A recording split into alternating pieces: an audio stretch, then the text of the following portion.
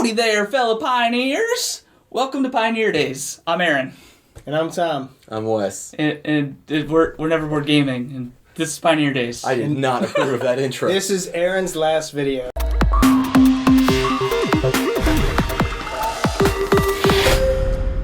Pioneer Days is a unique dice drafting game, which has a lot going on. There's so many different ways to get victory points that I'm not even going to explain it. The game's played over a month, where it's 4 weeks, which will have dice that we're going to pull out of a bag and roll. There's the amount of players plus 1 dice, and we're going to put those on the different icons on the board, and then we'll take turns drafting them. And each die has a unique action and then a couple common actions that it can take. So basically the unique action is like getting the cattle or getting wood or getting medicine, depending on what the icon on the die is. But there's a common action, which is to get income, which they all have an income. It's just based on the die face. So like the medicine die is worth more money if you just take the income. The final thing you could do... Because arguably that medicine is a more valuable resource for you to get. Yeah, exactly. And if you're giving Boards are more valuable than cows? Cows give you victory points each round. That's fair. So they have value in themselves. Wood protects your wagon from losing 2 victory points. So yeah, there's all kinds of things. The last basic thing you could do is spend that die to actually get another pioneer to come be part of your team, and they have unique either one-time abilities or things that happen each round, and they give you actually end-game victory points. This game does have and the only other game I can think of off the top of my head where we're all drafting something, but whatever the I can think of multiple. So Fleet the Dice game does this, but Seasons does it as well, where there's the number of dice is 1 plus the number of players. So whatever dice is remaining has an effect for everybody else at the table. Mm-hmm. So strange. I mean, going first you have more options, but going last you cast the deciding vote on what the remaining die is. Pulsar does it too. Okay, I can think of 3 things that also do this, but it's a really clever mechanic because in this one how it affects everybody at the table is actually negatively. Mm-hmm. It pushes forward on this track to make a bad thing to happen to everybody at the table, including myself, even if I'm the one who triggers it. Mm-hmm. And it's only 1, 2, 3, 4 times it moves up the track. So it's not like this long, the game is slowly pushing these tracks up so that by the end of the game it may trigger. These things are going to trigger multiple times because it doesn't take much to push it up there. It could happen every 4th turn, really. And especially with that because there's 4 different color tracks and there's 5 different color dice. One of them is black, so if the color tip, whatever you want to call it. If the black die is the one that triggers it, everything moves up. Yeah. So if you're in a position where you're saying, okay, I can, especially if you say, okay, I have prepared for all of these things, and maybe he hasn't. Mm-hmm. So I want everything to trigger. We're all going to get hit. I'm prepared for it, so I can lose half my silver and still have enough to complete the goal I'm going for, but maybe he doesn't. It definitely has that I'm a pioneer on the, what's Oregon the Trail? Yeah. On the Seattle Trail?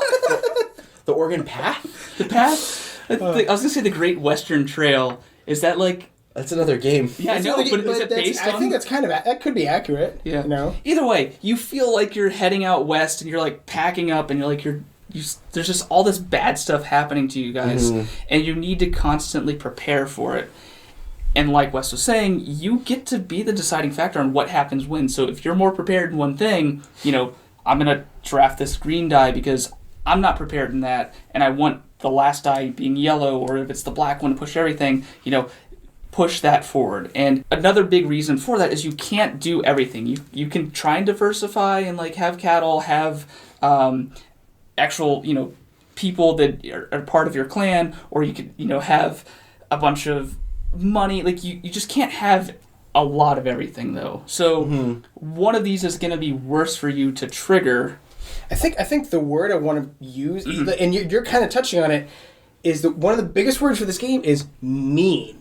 The game is mean to you with all these tracks, but it's you're really starving for resources. You never have just I don't even need to worry about this because I have so much of this thing. maybe for one of the tracks, but definitely you're never not worrying about something happening over here. But it's also really mean like to the other players, because it's just like, well, I'm going to take this, which leaves you with two things that don't help you, or I'm going to take this, so it triggers that, which messes you for there. So ha ha ha! Like, this game can get real nasty real fast. In addition to that, I feel like everything is. It feels like things are scarce. It's not like, well, there's just equipment everywhere, and just go to the store and buy whatever equipment you want. Like, there's only the amount of people plus one equipment per round, and each round is multiple turns. So it's not like, well, I'm just going to buy equipment this draft, and maybe this, like, it's like, no, once that equipment's gone, it's gone, and maybe it's not even, what I need is not even available here. Mm-hmm. And I just, there's so few dice, and every dice, okay, I need to get income, but I really need to use this to get cattle, but,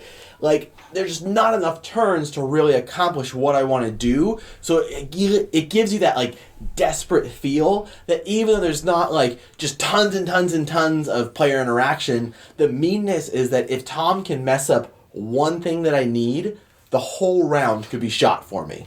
Yeah.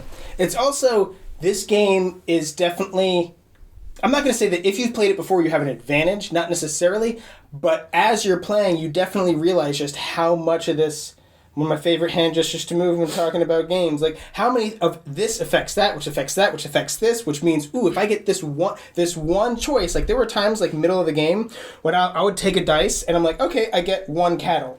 And then I realized with that, I didn't trigger anything else. That doesn't move me closer towards this. By taking that die, I didn't really leave him with a bad choice for this. I'm like, oh, there was so much more I could have done. Mm-hmm. You know, if you're taking a die to just do one thing, you're like, that's pitiful. That's weak. Yeah. Weak sauce. Yeah, especially once you start getting enough equipment, or I keep calling them just townsfolk. That's what the word is. Nerds. You get these nerds. You got a bunch of nerds on your they're wagon. Following you. You're like, get away, nerds! So once you have enough of them that actually trigger off of actions you're taking, there can be like some combos that really make you feel like, okay, maybe I can survive this. Maybe I can do well. And they actually give you a kind of goal for the end of the game. Like, if you draft this guy, he says 1 victory point per cattle. So now I'm like, oh, I need to try and get more cattle. I need to try and get as much cattle as I can, because he's going to double the amount of victory points I get for cattle. Now, medicine is really important because this dude is super valuable to you. Exactly. You know, everything affects other things. And if I can tell that, oh, you just spent your medicine to do this, now I want to trigger the disease event that's going to make you have to spend medicine to save your people, and now you don't have enough medicine because you just used it over here. Yeah. Honestly, it's a pretty bold statement. This might be one of my favorite TMG games. Really? So I think Guilds of London and Scoville are both really high up, and Amun-Re. I love Amun-Re. Well, I'm trying to think comparable box sizes, because like I'm not gonna like the small boxes are a little. Damn it!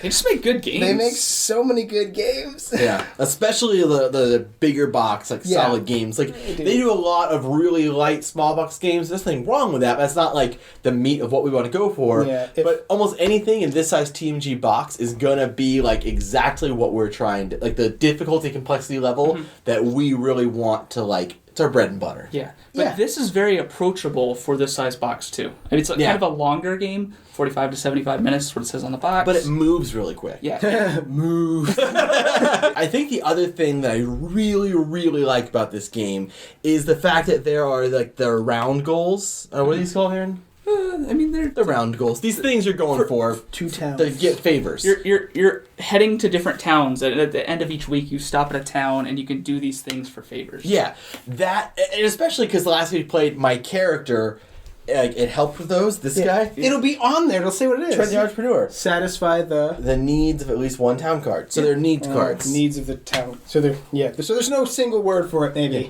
So every round you play, at the end of it, there are these 2 needs that you can satisfy. That if you do, you get favors, which are victory points, or some of them give you other things as well. Some give you silver or whatever. In the last round, there's actually 3 of them, which is a way that if you can complete every single one of them, that's like tons of victory. I think I ended up with that game we played where I had this guy with like almost 70 victory points from favors. In just favors. Now that did come with a problem because I don't think the game is necessarily designed for that to be a strategy, because there weren't enough favors at the end of the game. Like we had to sub in some favors with other tokens. and it was a 3-player game. So minor complaint, actually, that the fact that could happen in a 3-player game. But that's why you have the scoreboard, so you can kind of like move yourself up the amount of favors, because it's the last round, you're scoring them anyways. But I always like it when games have like mini sub goals to hit throughout the game to give you a direction. It's not just point salad, whoever does the best job collecting all the points out there at the end of the game wins. There are little things, okay, this round, this is my objective. And maybe you do have an overarching objective with your towns cards, but that could be a thing you go for. Say, okay, I'm going to kind of ignore the favors and just try to get tons and tons and tons of people following me and get points off that at the end of the game. Or you can say, I'm ignoring them and I'm just going to go for favors. I don't even think it's something that I like. I think for a game of this weight, it's almost like a necessity to have short-term goals for new players. Like, for the idea of sitting down to be able to focus on something for a short term is good, because if those weren't there and all we were doing was triggering these, every new player would be like, 1 point per cattle. How easy is it to get cattle? You know, like that kind of thing. Even as an experienced player, that was still my favorite part of the game, was hitting those little sub goals every single round. Just to be like, okay, well, I have enough to fulfill this one and that one. Give me all these favors. Plus, like you said, you're getting an extra one. But you did, by trying to get the resources you needed to complete those, you weren't getting as many of the townsfolk having like their abilities, which, I mean, it worked out for you. It came out to be a 1 point difference, though. So one decision in that game could have changed it for either one of us. And also, they triggered the thing here, which means I had the storm where I had to put my -2 points in every one of my wagons, which means if I had 6 more points, which is what they took away from me, I would have won the game. So it was a really tight game. That one decision, again, or the decision of you not to prepare wood one time. Like, shut up! I'm not saying it's the thing you did wrong. I'm saying that's that one decision changed the game. Yeah, you could have given us a wagon. That one decision, where it's like, get a wagon or give everyone a wagon. And then maybe he wouldn't have triggered that. I don't know. He probably still would have triggered that.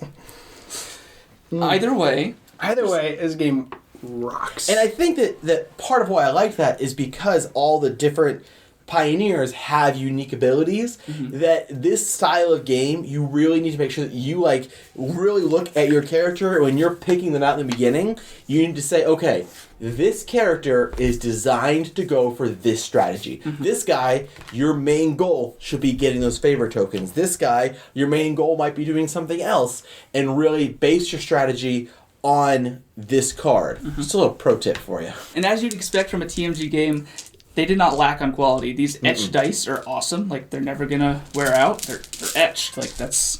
Yeah, all the punch board is like super thick and chunky. They give you 2 drawstring bags. That's something that a lot of companies don't add to the games, and they, like, I feel like is a negative. But these just put it in a cup and draw it out of there. It's like, nah, put the bag in there and change the colors of the bags too. The one complaint I'll have about components is the player colors in the wagons is like brown, reddish brown, yellowish brown, whitish brown. It's like, what type of diarrhea do you want to be in this game? Dysentery. But that aside, like, once you get past the fact that they're all different shades of poop depending on what kind of Chinese food you ate that week, and that there's nothing to, remind me that I was this color. Well, that was exactly the point. Same. We got to a point where I'm like, you have to pay attention to, like, okay, I'm this, and if you're not like remembering, like, oh, he was this, like, there's no way to tell me that I was the dark poop. Like, I get that's a really simple thing to remember, but you gotta make sure you remember it. At the end of the game, Aaron could be like, no, I was the dark poop. I was moving that one every time I got points. And I'm like, well, I was moving every time I got points. That's why we always film our games. Well, obviously, guys, Neverword Gaming highly recommends Pioneer Days. Really, really cool. The theme, even if it doesn't do it for you, because, like, to me, honestly, Western themes don't really do it for me. But I think the mechanics in this game outweigh, even if for whatever reason you just think Western games don't do it for you. It was an absolute blast. Do you think that dice drafting is, like, your new favorite mechanic? Well, I always thought drafting was one of my favorites, but I think, dice drafting is probably, like, if I were to start getting down there, dice drafting is better than most regular drafting games. Because you're rolling dice. Yeah, but like Seasons, Pulsar, this Coimbra, those are all better than, like, just a normal Seven like, Wonders or passing Sushi Go, cards. or yeah. Because I guess one big thing for these type of dice drafting games is you see your pool that you're drafting from, and everybody can see it and think about it. Yeah, you're not just. Yeah. I really enjoyed this game. I like that every dice has multiple things it can do, and even if you it gets to your turn and you're like, okay, there's a black die and a green die. I don't want the green die, like the action it has, but I don't want to leave the black die out there, and I don't want that action either. You can pay 3 coins to change it to any face you want, and so there's a lot of mitigation, and a lot of even the townsfolk have some mitigation where you can discard a certain resource to change the die face to any die face, and cater it to what is going to work for you, and ultimately pull off your victory. I really enjoy it. I love when games have multiple paths to victory, being, just going for straight up favors, or going for victory points this way, or, just collecting a ton of cattle and getting victory points that way. You can call it a point salad, but not really. I mean, I don't know. Kind of. I definitely enjoyed Pioneer Days, probably a little less than they did, and not at all to say I didn't think the game was amazing, but I wasn't like, oh my gosh, this thing blew my mind. But it was really solid, really fantastic. I loved how fast turns went. A lot of drafting games I feel like can really hang people up, give them a lot of AP where there's trying to figure out what to do, what's the best thing to do. And even those times where you got hung up in this game, there at most is 4 tracks to choose from. And even then, if you want silver, you're pretty much just going to take whatever gives you the most silver, unless there's a specific dice you want gone. Mm-hmm. The people you can add down here, that's probably the thing that hung me up the most, is trying to, every turn, reading them all that come out, remembering what's there. Mm-hmm. But especially once you get a few rounds into each week, a lot of times, they've already been drafted away and they're not even there available anymore, so it's just a non-issue. So it moves really quick, it looks stunning on the table, it's really fun, and I definitely recommend that you click the link in the purchase description. Purchase description box. Let's click it, buy the game, do it. And while you're down there, don't forget to subscribe to our channel so you'll never, let's all do it, be bored. Weston, do it. Yeah.